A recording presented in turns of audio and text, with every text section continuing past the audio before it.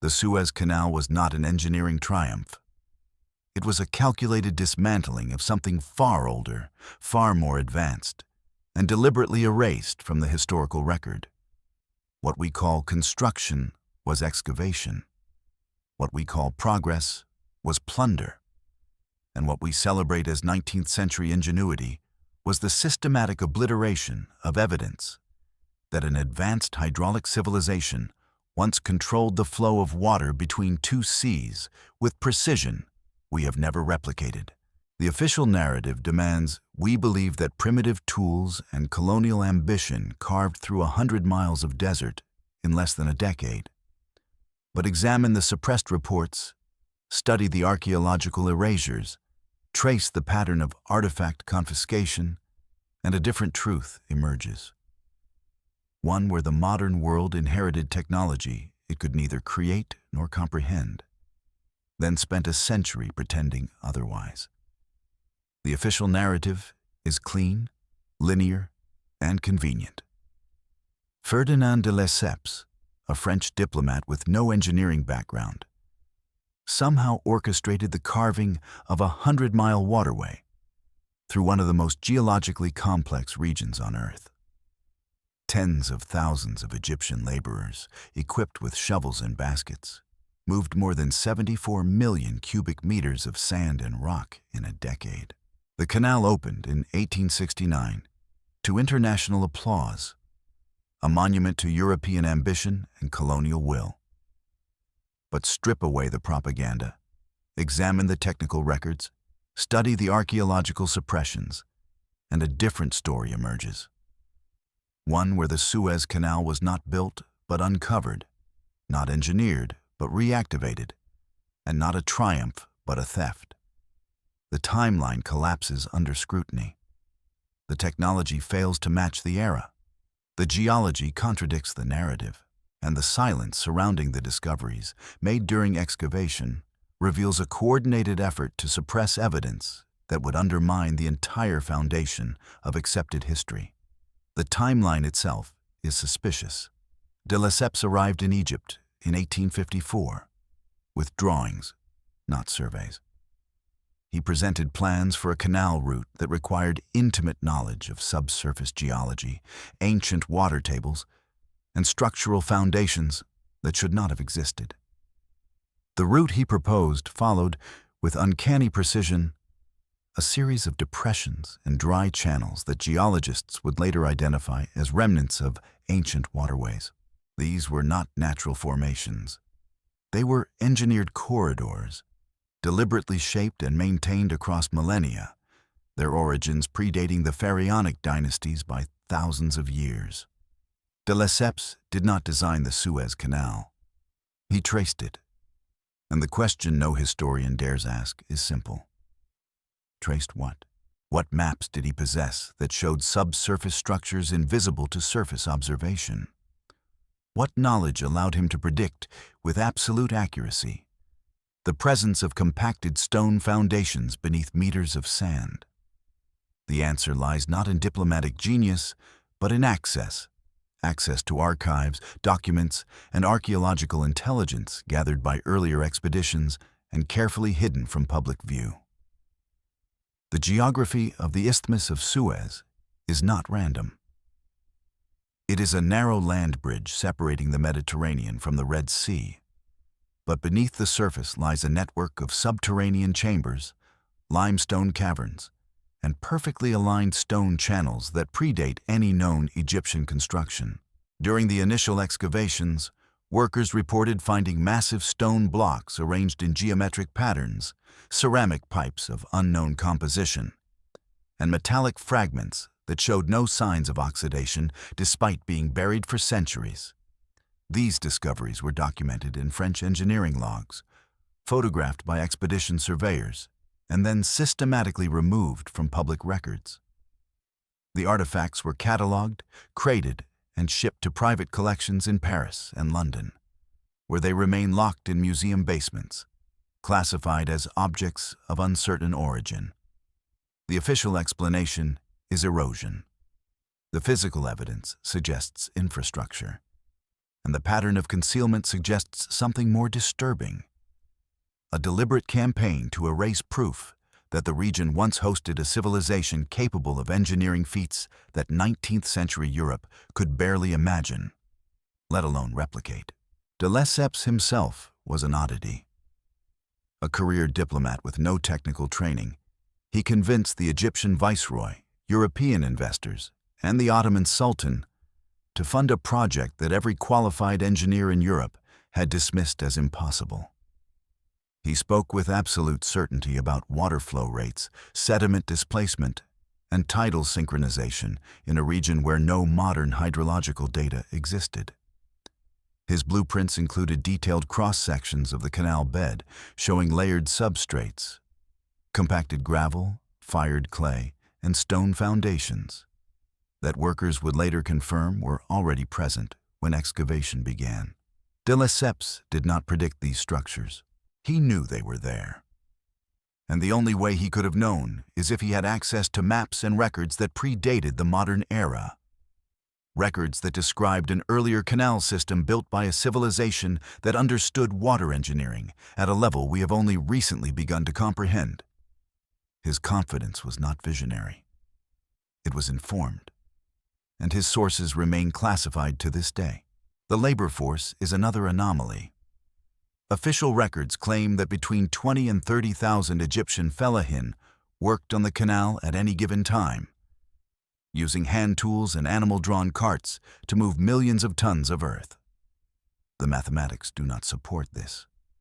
Even with optimal conditions, a workforce of that size using period-appropriate tools could not have excavated, transported, and stabilized the volume of material removed in the time frame recorded.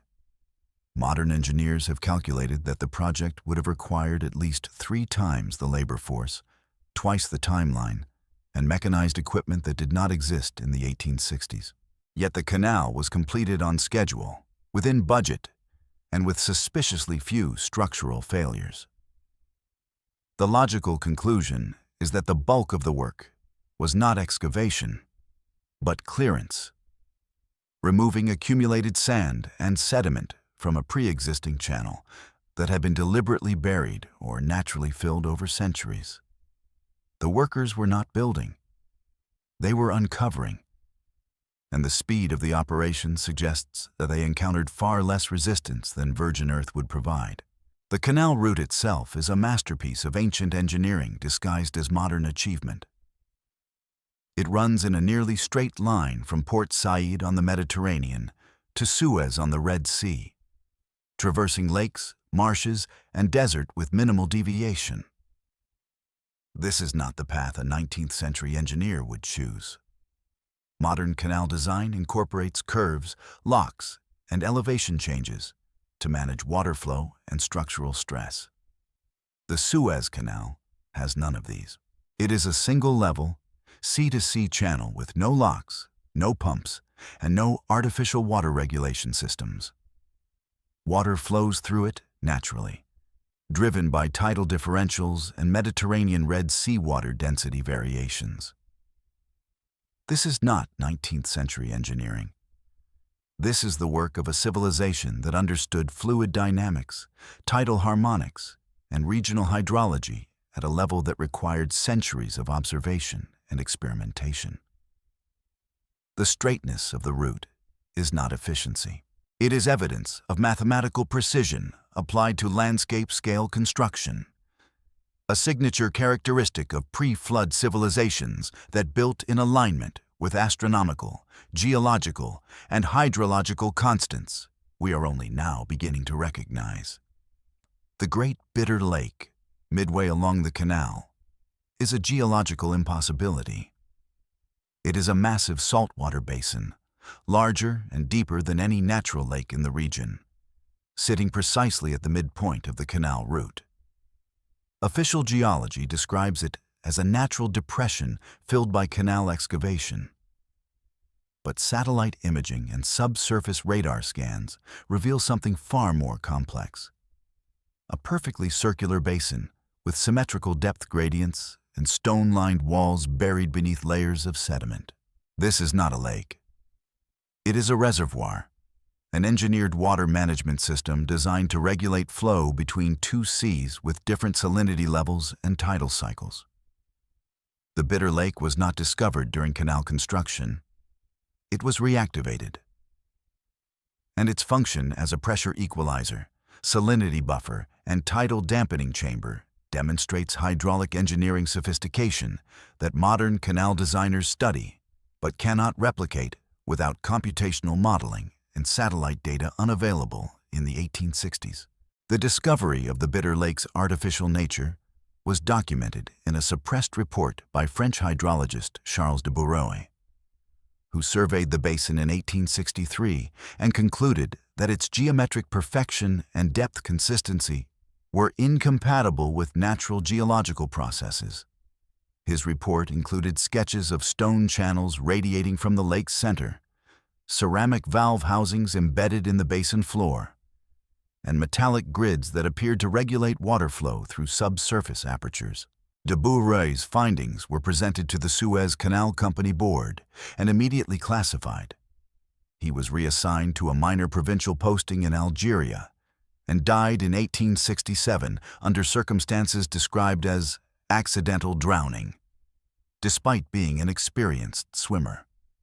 His original report vanished from company archives, but survives in fragmentary form in private correspondence held by his descendants, who have been repeatedly denied permission to publish or donate the documents to public institutions. If you enjoy historical stories about the hidden mysteries of the past, please like this video and leave a comment with 1. If you don't, write 0. This helps us understand how valuable these narratives are to you. The opening ceremony of the Suez Canal in 1869 was a spectacle of imperial theater. European royalty, Ottoman dignitaries, and Egyptian elites gathered to celebrate a triumph of modern engineering. But the photographs from that event reveal something unsettling. The canal banks are not raw excavation sites. They are stone-reinforced embankments with weathered surfaces and architectural features that suggest centuries of exposure. The water itself is clear, deep, and navigable, showing none of the turbidity and instability expected from freshly dug earth. The canal did not need time to settle. It was ready immediately. And the engineers who managed the water flow during the opening ceremony reported tidal behaviors and current patterns that matched no known model, as if the canal was responding to hydraulic programming embedded in its structure. Observers noted that water entered from both seas simultaneously, met at the Bitter Lake without turbulence, and achieved equilibrium within hours. A hydrological event that should have taken weeks or months to stabilize naturally. The ceremonial procession itself was carefully choreographed to avoid certain sections of the canal route. French military engineers cordoned off 3 specific zones along the waterway, citing structural concerns and ongoing stabilization work. These zones remained off-limits to dignitaries, journalists, and even high-ranking Egyptian officials. Workers assigned to those sections reported finding chambers beneath the canal bed, accessed through stone stairways that descended into darkness. Inside these chambers were basins filled with a viscous black substance that did not evaporate, metallic instruments with crystalline components, and walls covered in inscriptions that matched no known language system. Photographs were taken, samples were collected, and within 72 hours, military personnel sealed the chambers with explosives, collapsing the entrances and burying the evidence under tons of rubble.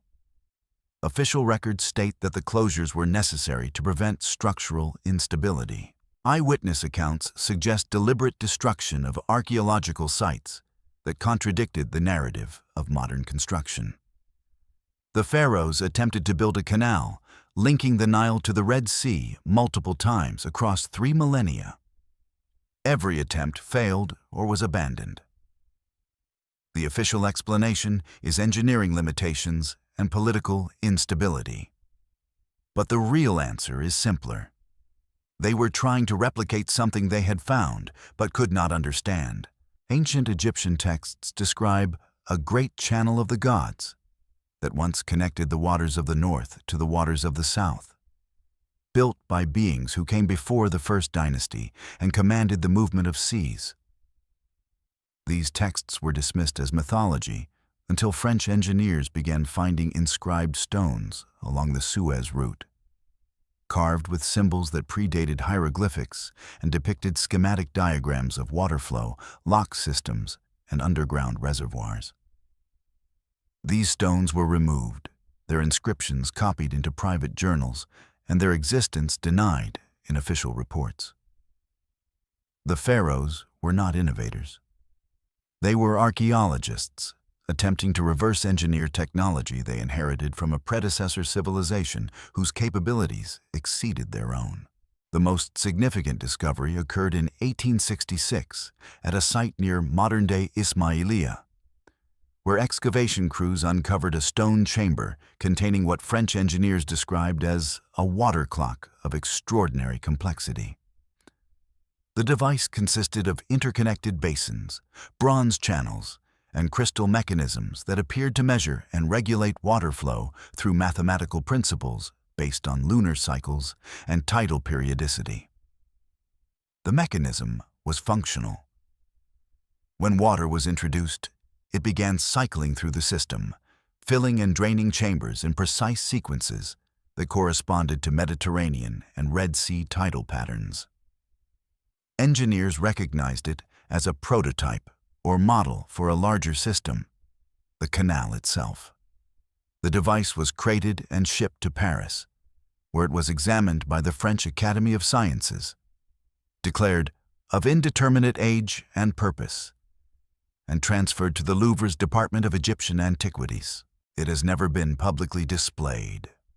Requests to study or photograph it are denied, and its catalog entry describes it as damaged beyond restoration, despite eyewitness accounts from the 1860s confirming its operational functionality.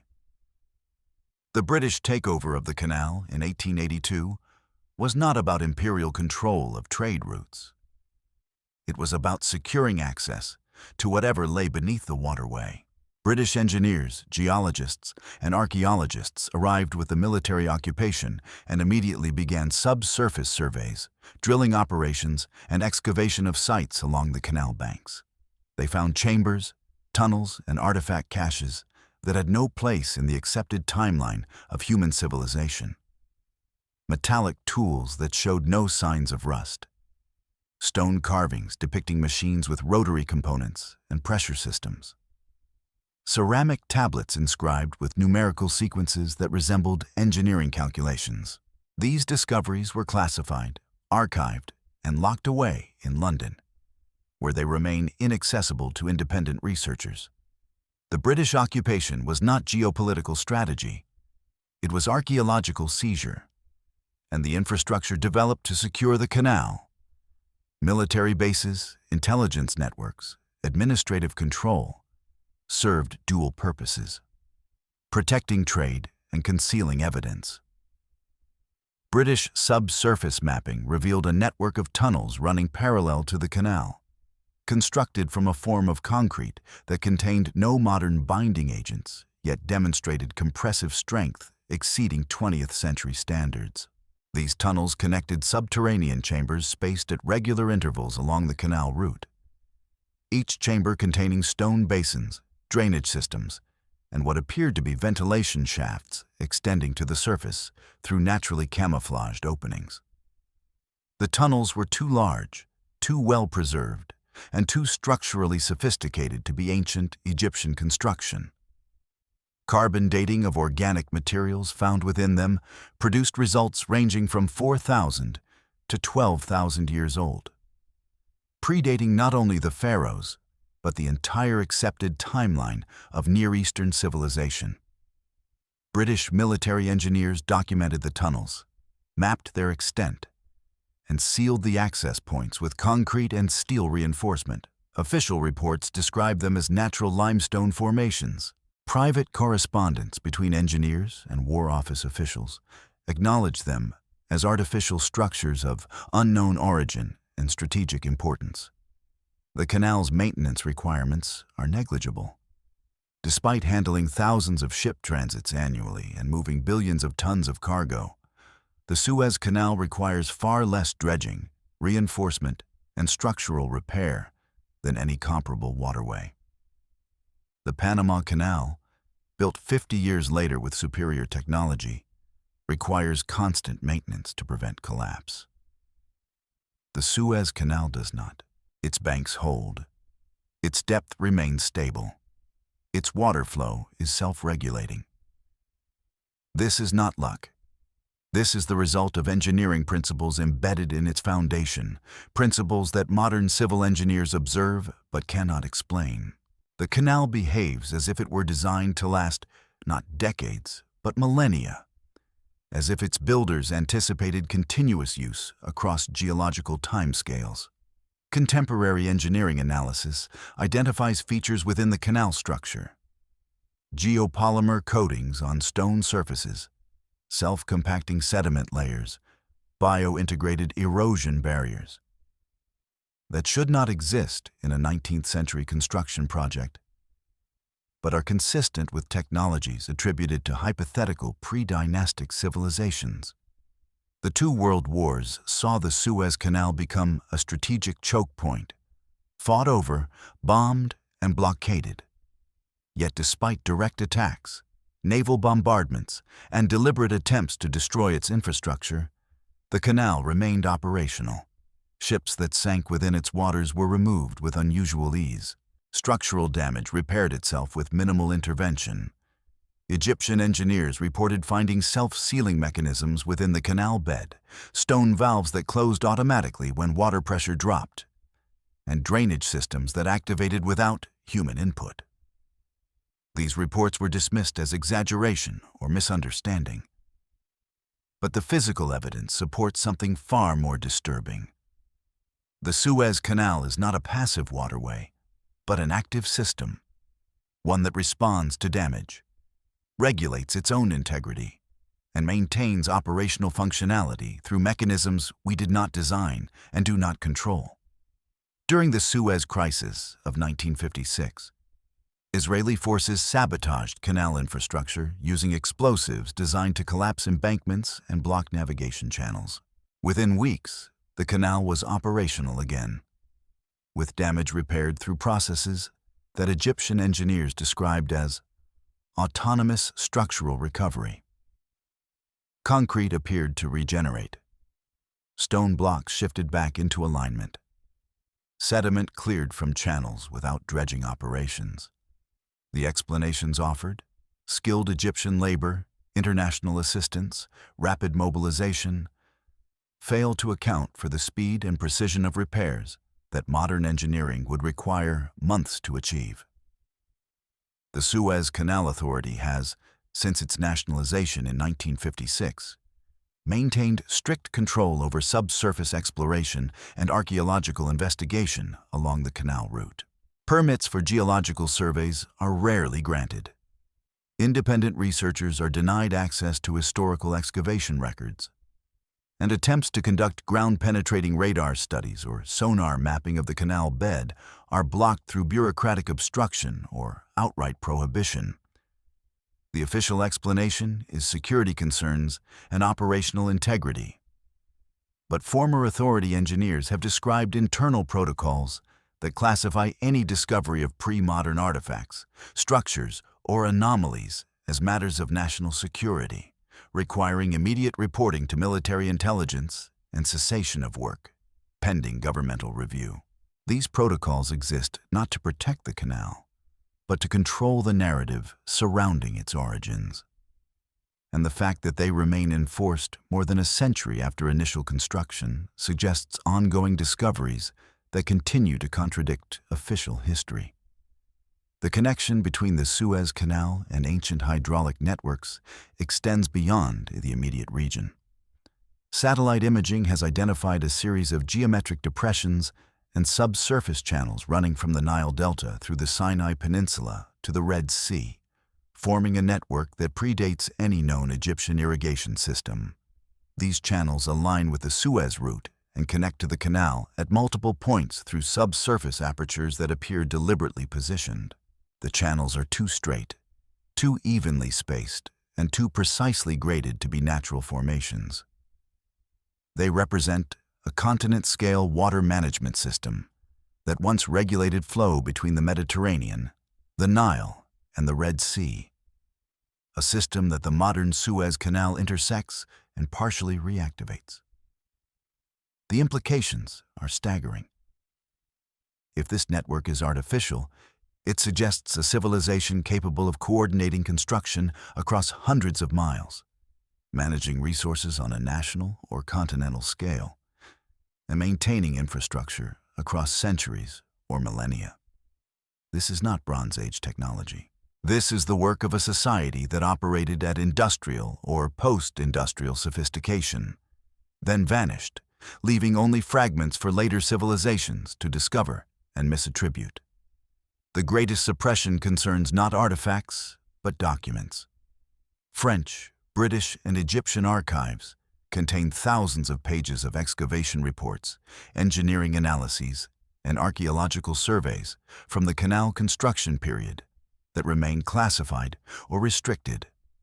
Access requires governmental approval, academic credentials, and demonstrated legitimate research purpose, a standard applied arbitrarily to exclude independent investigators. Researchers who have gained access describe reports documenting chambers, inscriptions, mechanisms, and structural anomalies that never appeared in published histories. These documents confirm that engineers and archaeologists working on the canal were aware they had encountered something ancient and inexplicable. They documented it, reported it, and watched as their findings were seized, classified, and erased from the historical record. The pattern is consistent across decades and national boundaries, suggesting coordinated suppression at the governmental and institutional level, driven by recognition that the Suez Canal discoveries threatened foundational narratives about the origins and development of human civilization. The modern Suez Canal operates as if conscious of its purpose. Traffic controllers report that ships navigate the waterway with unusual ease, experiencing fewer groundings, propulsion failures, and navigational errors than in comparable channels. Current patterns within the canal shift in response to vessel traffic, creating corridors of smoother water that facilitate passage. Tidal fluctuations are predictable to a degree that defies standard hydrological modeling. Engineers attribute this to favorable geography and optimal design. But the behaviors observed are consistent with active flow management, as if the canal itself adjusts to facilitate navigation through embedded hydraulic mechanisms that respond to pressure, displacement, and traffic density. This is not metaphor. This is operational reality observed and documented by canal pilots, hydrological engineers, and naval architects who work the waterway daily and recognize behaviors that exceed passive infrastructure. The Suez Canal expansion projects of the 21st century have encountered the same anomalies as 19th century excavations. New channels dug parallel to the original route have uncovered stone foundations, ceramic conduits, and metallic fragments consistent with pre-modern construction. These discoveries are documented in contractor reports, photographed by survey teams, and then removed from project documentation before public release. Workers describe finding chambers beneath the excavation zones, accessed through sealed stone doorways that required explosives to breach. Inside these chambers are basins, channels, and mechanisms that serve no identifiable purpose within modern understanding but suggest sophisticated water management functionality. As in the 1860s, these discoveries are classified, the chambers are sealed, and official narratives emphasize modern engineering achievements while erasing evidence of ancient predecessors. The pattern has not changed. The suppression continues, and the reason remains the same. Acknowledgement of pre-pharaonic advanced engineering in the Suez region would require rewriting the entire timeline of human technological development, a revision that institutions built on current chronologies will not permit. The official story is a lie. The Suez Canal was not built by Ferdinand de Lesseps, French investors, or Egyptian laborers with shovels and dreams. It was excavated, reactivated, and claimed by a colonial power that understood it had stumbled onto something ancient, something functional, and something that proved the existence of a pre-pharaonic civilization capable of hydraulic engineering that we have never surpassed. The evidence is buried in museum storage, locked in classified archives, and hidden beneath layers of historical revisionism designed to preserve the narrative of linear progress and European ingenuity. But the canal itself is the proof. It is too precise, too stable, too perfectly aligned with geological and hydrological systems that 19th century engineers could not have understood. The Suez Canal is not a monument to human achievement. It is a remnant of a lost world, unearthed and repurposed by those who found it but never built it. And the fact that no one is asking who did remains the greatest deception of all. The waterway that connects two seas connects us to a past we have been taught to deny. A past where human civilization reached heights we have not recovered, then collapsed, leaving only fragments for descendants who would mistake inheritance for invention and call plunder progress. The canal flows.